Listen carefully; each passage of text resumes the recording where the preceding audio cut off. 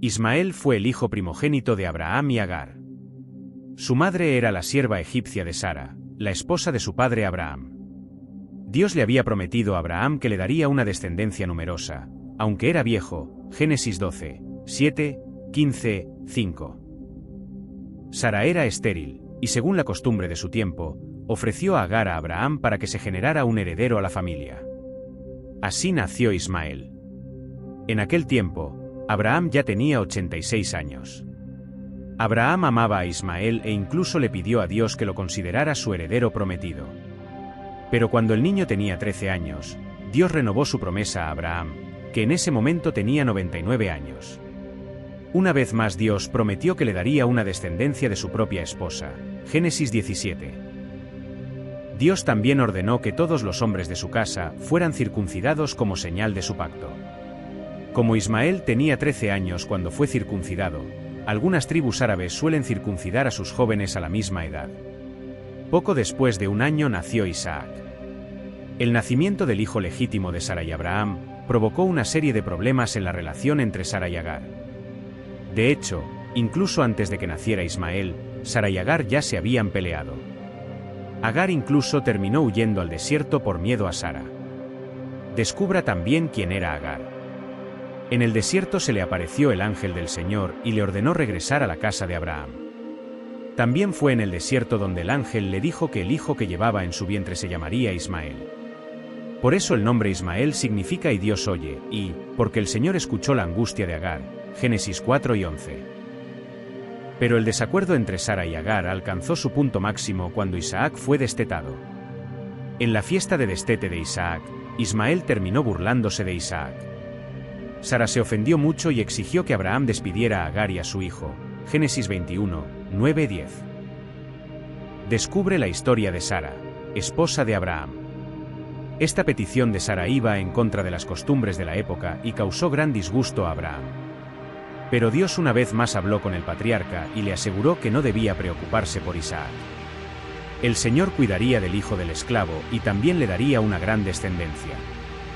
Después de ser consolado por el Señor, Abraham despidió a Agar y a su hijo.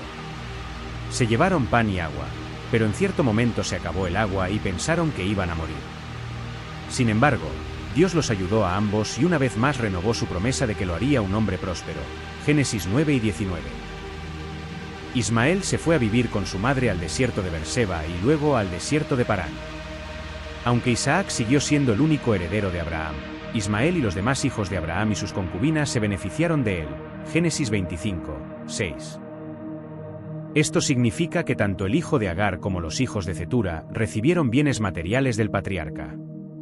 Una vez que llegaron a ser adultos, la Biblia no registra ningún desacuerdo entre Ismael e Isaac. Los dos aparecen como los responsables de cuidar el entierro de Abraham en Macpela. Génesis 25, 9. Ismael se convirtió en un gran cazador.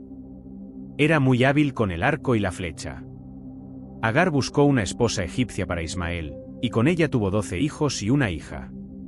Posteriormente, la hija de Ismael terminó casándose con Esaú, hijo de Isaac. Génesis 28, 9, 36, 3.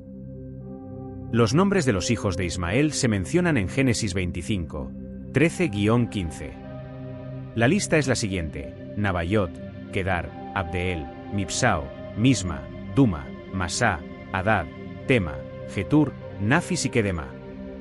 La mayoría de estos nombres se mencionan en otros pasajes bíblicos como familias tribales de cierta influencia en la época. Los descendientes de Ismael a menudo se identifican como ismaelitas y en la Biblia. Estaban organizados en 12 tribus que vivían en campamentos móviles en el desierto del sur. Génesis 25, 16-18. Ismael murió a la edad de 137 años. Génesis 25, 17. La Biblia no dice dónde fue enterrado, pero la tradición musulmana afirma que fue enterrado en la Kaaba, en la Meca. En el Nuevo Testamento, Ismael es mencionado especialmente por el apóstol Pablo. El apóstol utilizó la figura del hijo del esclavo en su alegoría sobre la oposición de los perseguidores religiosos legalistas que nacieron según el Espíritu y disfrutaron de libertad en Cristo. Gálatas 4, 21-5, 1. Ismael se ha convertido en un nombre relativamente común. Por eso en la Biblia se menciona a otras personas con el nombre de Ismael. Había, por ejemplo, un descendiente de Saúl y Jonatán que se llamaba Ismael, 1 Crónicas 8 y 38.